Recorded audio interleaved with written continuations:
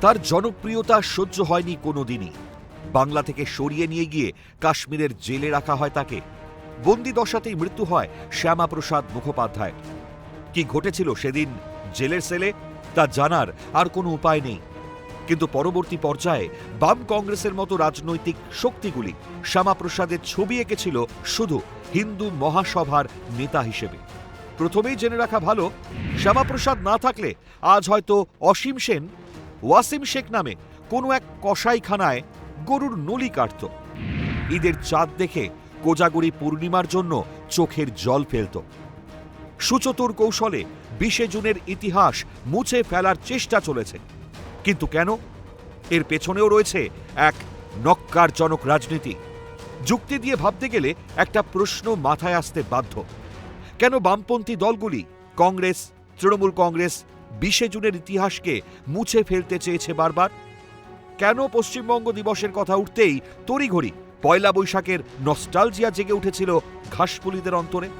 আসলে 20 জুনের কথা উঠলে অনেক রাজনৈতিক সিদ্ধান্তের মুখোশ পরিষ্কার হয়ে যাবে পশ্চিমবঙ্গবাসীদের কাছে। 1947 সাল, ব্রিটিশদের বিদায় ঘণ্টা বেজে গিয়েছে। কিন্তু একটা প্রশ্ন উঠছে, পশ্চিমবঙ্গ থাকবে কাদের আওতায়? ইতিমধ্যে ঘটে গিয়েছে ক্যালকাটা কিলিংস, নোয়াখালী হিন্দু গণহত্যা। হিন্দু বাঙালিরা নিজেদের অস্তিত্ব রক্ষার জন্য ভারতের সঙ্গে থাকতে চাইল।